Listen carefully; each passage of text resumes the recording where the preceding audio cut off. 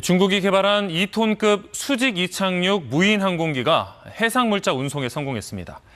수직으로 뜨고 내려서 별도의 활주로가 필요 없고 또 운송 시간과 비용도 상대적으로 적게 든다고 하는데요. 해상 분쟁 같은 돌발 상황에도 신속하게 대응할 수 있을 걸로 보여 주목됩니다. 베이징에서 김민정 특파원이 보도합니다. 12개의 프로펠러를 단 무인 수직 이착륙 항공기가 바다 한가운데 해상 석유 플랫폼으로 착륙합니다. 과일과 약품 등의 물자를 싣고 인근 육지에서 출발한 지 1시간 만에 150km를 날아 무사히 임무 수행을 마쳤습니다. 중국이 독자적으로 연구 개발한 무인 항공기입니다. 全球首款同时获得型号合格证、生产许可证和单机适航证3证的吨级垂直起降航空器。 이 항공기의 최대 이륙 중량은 2톤으로 400kg 무게의 물자를 적재할 수 있습니다. 수직으로 뜨고 내리기 때문에 별도의 활주로가 필요 없습니다. 그러면서도 시속 200km의 속도로 비행해 선박을 이용할 때보다 물자 운송 시간을 10분의 1 정도로 단축할 수 있습니다. 무인 방식의 동력은 배터리를 사용하기 때문에 운용 비용도 헬기보다 훨씬 저렴합니다. 물류 운송은 물론 해상 돌발 상황 발생 시 신속하게 대응할 수 있다는 게 중국 매체들이 꼽는 장점입니다. 此次试飞将创新的航空技术、成熟的运营经验与真实的海上作业需求深度融合。 중국이 무인 항공기로 대표되는 이른바 저공 경제 발전에 국가적 역량을 투입하고 있는 가운데 다양한 산업 현장에서 활용 폭이 점차 넓어지고 있습니다. 베이징에서 KBS 뉴스 김민정입니다.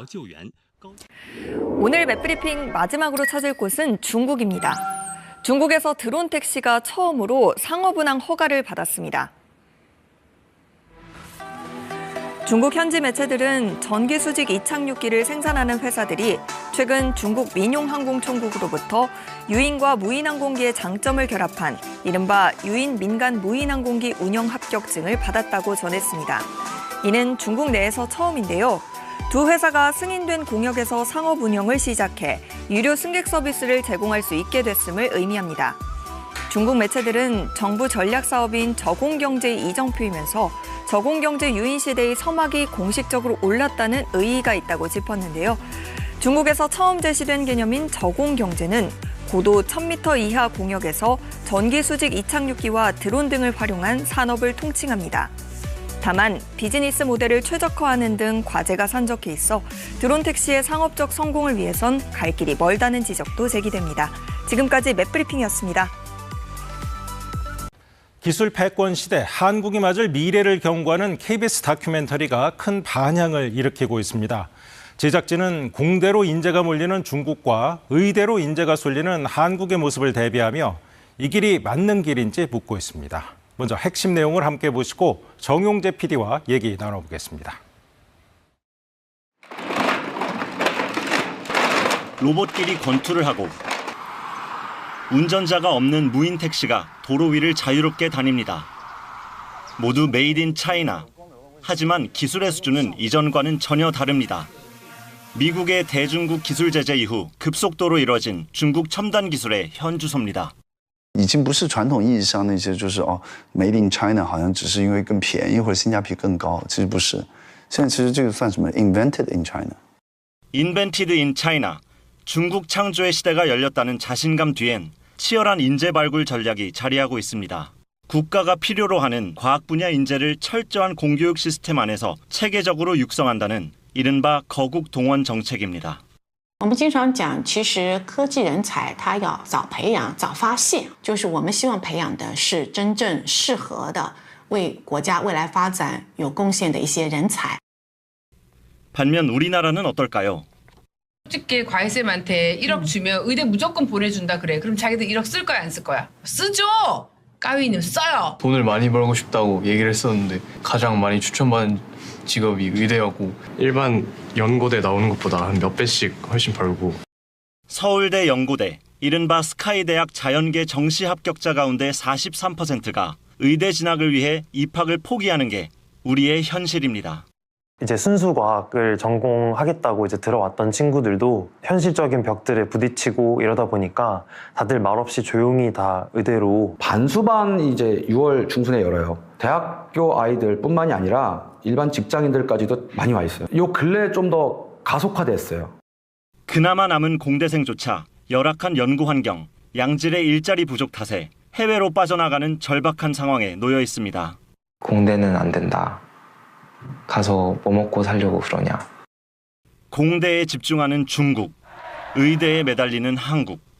기술력이 곧 국가의 생존을 결정하는 글로벌 기술 패권 경쟁 속에 대한민국의 시간은 어디로 흘러가는지 다시 한번 생각해 볼 때입니다. KBS 뉴스 정용재입니다. 네, 중국 현지에서 직접 취재한 KBS 다큐 인사이트 정용재 PD 나와 있습니다. 정 PD, 어서 오십시오. 안녕하세요. 네, 자, 이 프로그램 제목부터 좀 도발적입니다. 그만큼 강력한 경고 메시지라고 볼 수도 있을 것 같은데요. 자, 공대에 미친 중국, 어떻게 만들게 된 겁니까?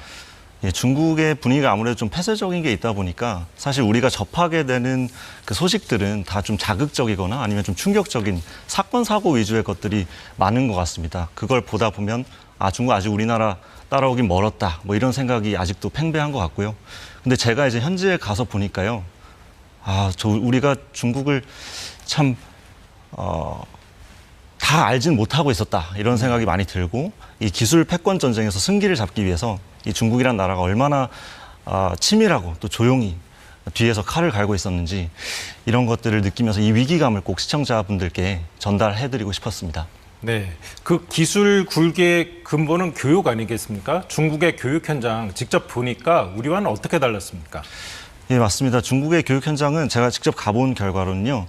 가장 흥미로운 점은 이제 초등학교부터 중학교, 고등학교, 대학교 갈 때까지 이제 매 단계마다 선발 과정이 있더라고요. 인재를 이제 선발해서 그 선발된 인재들이 이 결국엔 국가 발전에 필요한 첨단 산업 인재로 공교육 차원에서 이렇게 육성된다는 게 굉장히 좀 무섭고 새로웠습니다. 네, 이 중국의 현재와 대비되는 모습이죠. 오늘 9시 뉴스 바로 다음에 이제 2부가 방송됩니다. 의대에 미춘 한국 편인데 어떤 내용 담았는지 잠깐 소개해 주실 수 있을까요? 예, 보시다시피 이제 중국이 기술 굴기에 온 전력을 쏟아붓는 사이에 우리나라는 무엇을 하고 있었는가라는 고민이 많이 됩니다.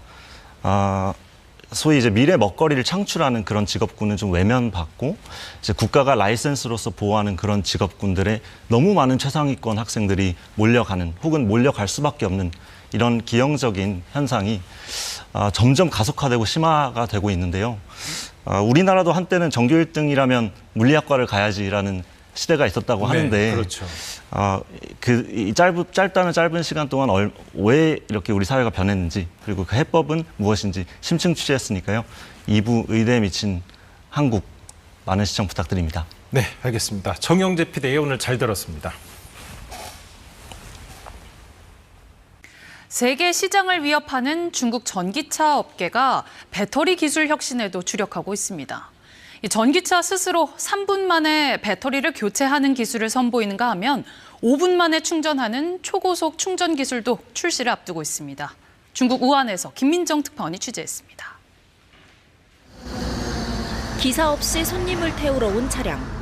운전자가 필요 없는 레벨4 자율주행 택시 아폴로 고입니다. 스스로 핸들을 돌리고 속도를 조절하며 거침없이 주행합니다. 도로 상황을 인공지능으로 실시간 분석하면서 승객과 대화까지 해냅니다. 我现在可不可以修改目的地？打开卢布快跑 APP 或小程序，在行程页面底部找到修改下车点。 가장 최근 출시된 모델은 배터리 교환 시스템을 채택했습니다. 이 택시는 전력량이 부족해지면 스스로 가까운 배터리 교환소를 찾아 배터리를 교체한 뒤 다시 승객 호출을 받습니다. 미리 충전된 배터리로 알아서 교체하는 데는 3분이면 충분합니다. 케이블을 꽂아 바닥난 배터리를 다시 충전하기까지 30분 가까이 걸리는 걸 크게 단축할 수 있는 데다 모든 과정이 무인입니다. 接受更多的这个相关的这种单嘛，所以说这个是一个对效率来说是一个很好的提升点。 동시에 초고속 충전 기술도 속도를 내고 있습니다. 단 5분 충전으로 400km를 주행할 수 있는 BYD 차량이 조만간 정식 출시됩니다. 싼 가격을 무기로 전기차 시장에 진출했던 중국 업체들이 이제는 자율주행과 배터리까지 기술 혁신에 박차를 가하고 있습니다. 우한에서 KBS 뉴스 김민정입니다.